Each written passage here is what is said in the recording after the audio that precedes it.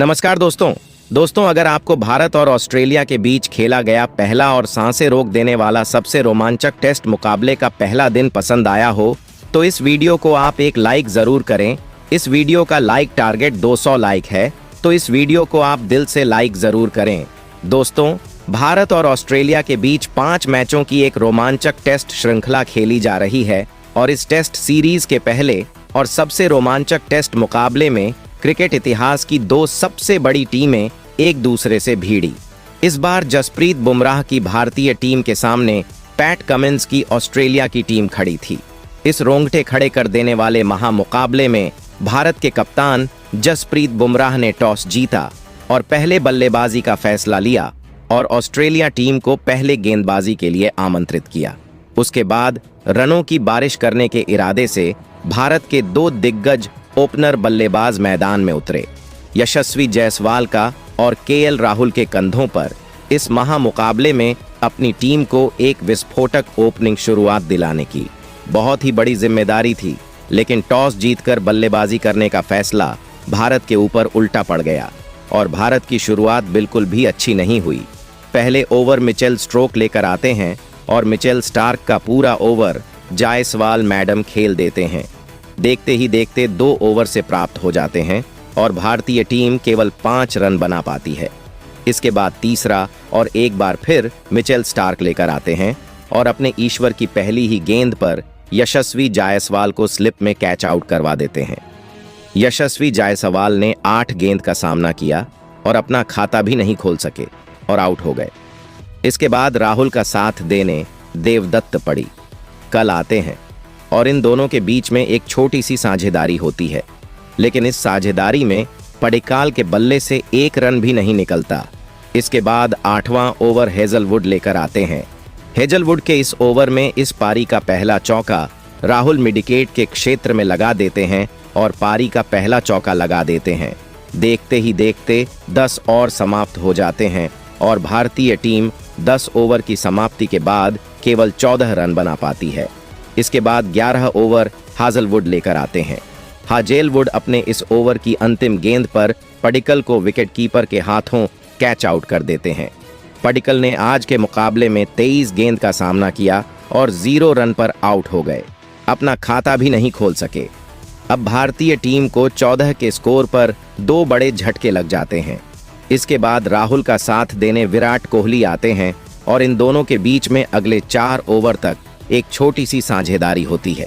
इस साझेदारी में केएल राहुल मिचेल स्टार्क के सामने की तरफ एक और चौका लगा देते हैं और 15 के स्कोर पर पहुंच जाते हैं। देखते ही देखते 16 और समाप्त हो जाते हैं और भारतीय टीम 32 रन बना पाती है। इसके बाद 17 ओवर एक बार फिर हाजलवुड लेकर आते हैं। हाजलवुड अपने इस ओवर की दूसरी गेंद पर विराट कोहली को ख्वाजा के हाथों कैच आउट करवा देते हैं। विराट कोहली आज के मुकाबले में भी नाकाम रहे और 12 गेंद का सामना करते हुए केवल 5 चरण रश बनाए। अब भारतीय टीम के 12 रन पर 3 विकेट गिर चुकी थी। इसके बाद राहुल का साथ देने ऋषभ पंत आते हैं और ऋषभ पंत आते ही शानदार शुरुआत करते हैं और माइकल मार्च के 18 ओवर की तीसरी गेंद पर ऑफ ड्राइव खेलते हुए एक चौका लगा देते हैं। देखते ही देखते 22 ओवर समाप्त हो जाते हैं। इसके बाद 23वां ओवर एक बार फिर मिचेल स्टार्क लेकर आते हैं। इस ओवर की दूसरी गेंद पर राहुल का बल्ले का किनारा लेकर बॉल विकेट कीपर के हाथों में चली जाती है और वह हम पर आउट नहीं देते। फिर थर्ड अंपायर के पास फैसला जाता है और राहुल को आउट करार दिया जाता है, लेकिन राहुल नॉट आउट थे। बाद में पता चल यहाँ पर भारतीय टीम को चौथा सबसे बड़ा झटका लग चुका था, क्योंकि राहुल ही केवल रन बना रहे थे। राहुल ने 74 गेंद का सामना किया और 26 रन पर आउट हो गए। इसके बाद ऋषभ पंत का साथ देने डीएच ध्रुव जूरे आते हैं। यह दोनों बल्लेबाज अगले 5 और तक अच्छी बल्लेबाजी करते हैं। इसी बीच ध्रुव पैट कमिंस की 24 में और की तीसरी गेंद पर खूबसूरत ऑन ड्राइव शॉट खेलते हुए एक चौका लगा देते हैं। इसके बाद अगला ओवर नेथन लाइन लेकर आते हैं। नेथन लाइन की 5वीं गेंद पर स्विच शॉट खेलते हुए उल्टे हाथों ध्रुव एक और चौका लगा देते हैं। देखते देखते 27 और समाप्त हो जाते हैं और भारतीय टीम मात्र 59 रन बना पाती है। इसके बाद 28 वन ओवर एक बार फिर मिचेल मार्श लेकर आते हैं। मिचेल मार्श अपने इस ओवर की 5वीं गेंद पर डीएच रूव जुरेल को भी विकेट की पीछे के हाथों कैच आउट करवा देते हैं। ध्रुव ने केवल 11 रन बनाए 20 गेंद का सामना करते हुए 2 चौके की मदद से। इसके बाद वॉशिंगटन सुंदर आते हैं। आर्षभ पंत का साथ देने और वॉशिंगटन सुंदर है, वह आज कुछ खास नहीं कर पाते और 15 गेंद का सामना करते हुए 4 रन बनाकर मिचेल मार्श की गेंद पर कैच आउट हो जाते हैं। इसके बाद आर्षभ पंत का साथ देने नहीं तीसरे दी आते हैं और इन दोनों के बीच में 40 रन की एक अच्छी साझेदारी देखने को मिलती है। 33 से आवर की तीसरी गेंद पर नेथन लाइन के आगे बढ़कर आर्षभ पंत सामने की तरफ एक गगनचुंबी छक्का लगा देते हैं। इसके बाद 35 और एक बार फिर नेथन लाइन लेकर आते हैं और नीदरलैंड के इस ओवर की पहली और चौथी गेंद पर नहीं, तीसरे रेड्डी भी 2 चौके लगा देते हैं और भारतीय टीम के रन गति को आगे बढ़ते हैं। देखते ही देखते इन दोनों के बीच में अच्छी साझेदारी होती जाती है और भारतीय टीम 100 रन बना लेती है। 6 विकेट के नुकसान पर यहां पर दोनों ही बल्लेबाज काफी अच्छी बल्लेबाजी कर रहे थे। इसके बाद पैट कमिंस 38वां और लेकर आते हैं और पैट कमिंस के 38वें ओवर की चौथी गेंद पर आर्षभ पंत एक और ऑफ ड्राइव खेलते हुए चौका लगा देते हैं। देखते ही देखते 45 और समाप्त हो जाते हैं और भारतीय टीम 121 रन बना लेती है। इसके बाद 46 वन और एक बार फिर ऑस्ट्रेलिया के कप्तान पैट कमिंस लेकर आते हैं और अपने ईश्वर की 5वीं गेंद पर ऋषभ पंत को स्टीव स्मिथ के हाथों कैच आउट करवा देते हैं। भारतीय टीम को सबसे बड़ा झटका लग चुका था। ऋषभ पंत ने 78 गेंद का सामना करते हुए 37 रन बनाए, 3 चौके और 1 छक्के की मदद से।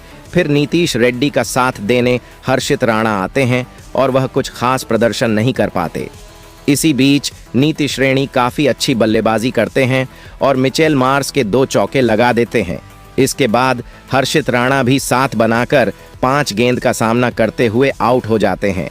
फिर नीतीश रेड्डी का साथ देने जसप्रीत बुमराह आते हैं और जसप्रीत बुमराह आते ही एक गगन सुमित छक्का लगा देते हैं विकेट कीपर के कर के ऊपर से। फिर नीति से सीतापुर बल्लेबाजी करते हैं और नेथन ने के आगे बढ़कर सामने की तरफ एक छक्का लगा देते हैं। देखते ही देखते 48 और समाप्त हो जाते हैं और भारतीय टीम 144 रन बना लेती है। इसके बाद उन्हें 49वें ओवर में जसप्रीत बुमराह भी कैच आउट हो जाते हैं। यहाँ पर जो विकेट गिर जाती है, फिर तीसरे टी ताबड़तोड़ अंदाज में बल्लेबाजी करने की कोशिश करते हैं और पैट कमिंस की तीसरी गेंद पर एक चौका लगा देते हैं। हालांकि इसके तुरंत बाद चौथी गेंद पर वह कैच आउट हो जाते हैं और भारतीय टीम पूरी ऑन आउट हो जाती है। 150 के स्कोर पर भारतीय टीम पूरे 50 ओवर भी नहीं खेल सकी और 150 रन पर ऑन आउट हो जाती है। इसमें नीतीश रेड्डी और राहुल के सिवाय कोई भी बल्लेबाज कुछ खास प्रदर्शन नहीं कर सका।